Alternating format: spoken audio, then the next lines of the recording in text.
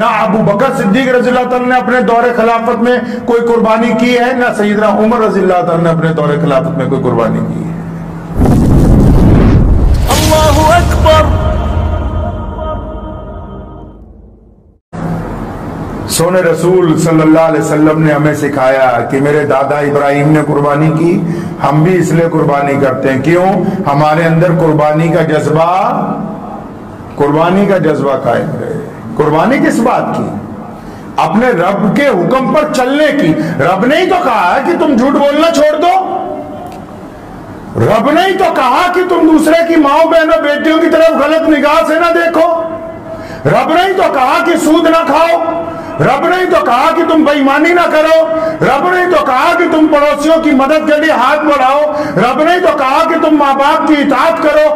اللہ تعالیٰ کا حکم ہے کہ ابراہیم کے فلسفے پر چلنا ہے، ملت ابراہیم کو۔ علامہ اقبال نے کہا تھا نا، یہ فیضان کرم ہے، یہ مکتب کی کرامت ہے، سکھائے کس نے اسماعیل کو آداب فرزندی۔ آج کی جو قربانی ہے وہ ہم سے کیا مانگتی؟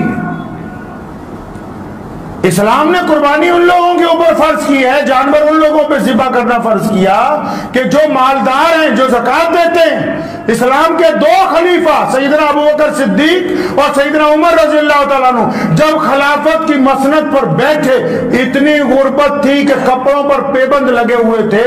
نہ ابو بکر صدیق رضی اللہ تعالیٰ نے اپنے دور خلافت میں کوئی قربانی کی ہے، نہ سیدنا عمر رضی اللہ تعالیٰ نے اپنے دور خلافت میں کوئی قربانی کی ہے۔ پتہ آپ کو؟ کیونکہ رواج نہ پڑ جائے، غریب آدمی سوچے کہ میں کیسے کروں گا۔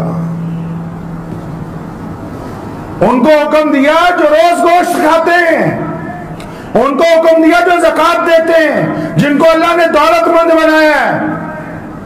اور باقیوں کا کیا حکم ہے؟ باقیوں کو حکم ہے کہ اس قربانی کے فلسفے پر چلنا ہے۔ رسول اللہ کا حکم ہے کہ ہم نے ابراہیم علیہ السلام کے فلسفے کو زندہ رکھنا ہے۔ یہ بھی کہہ سکتے تھے کہ یہ میری سنت ہے، لیکن فرمایا نہیں، یہ میرے دادا ابراہیم علیہ السلام کی سنت ہے۔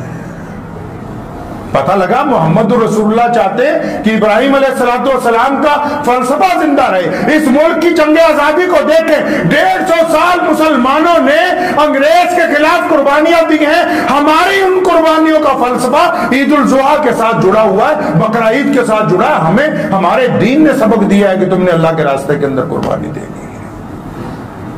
ہم جب اپنے ماں باپ کا احترام کرتے ہیں، ان کا کہنا مانتے ہیں، وہ بقرہ عید کا فلسفہ ہے۔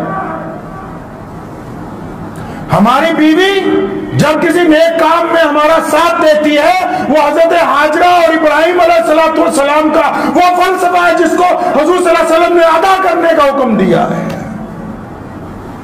ہمارے بچے جب ماں باپ کا حکم مان کے کہتے ہیں کہ ہم اللہ کے راستے میں جائیں گے، ہم قربان ہونے کے لیے تیار ہیں، ہم محنت کرنے کے لیے تیار ہیں، ہم اپنی آنا چھوڑنے کے لیے تیار ہیں، ہم اپنا تکبر چھوڑنے کے لیے تیار ہیں، یہ فلسفہ ہے حضرت اسماعیل علیہ السلام کا۔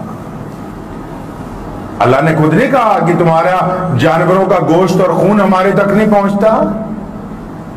تمام ائمہ نے مستند حدیث میں اس حدیث کو نقل کیا۔ رسول اللہ صلی اللہ علیہ وسلم نے فرمایا کہ جو جانور ذبح کیے جاتے ہیں ان کا خون اور گوشت ہم تک نہیں پہنچتا، تمہاری نیتیں پہنچتی ہیں۔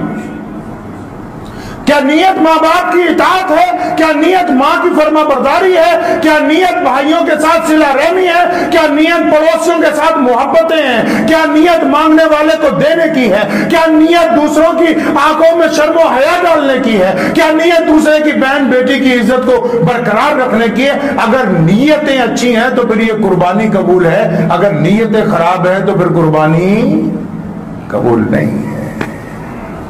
مجھے امید ہے کہ آپ کو یہ ویڈیو پسند آئی ہوگی۔ اگر پسند آئی ہو تو یہ آپ اپنے دوستوں کے ساتھ شیئر کریں اور اس چینل کو سبسکرائب ضرور کریں۔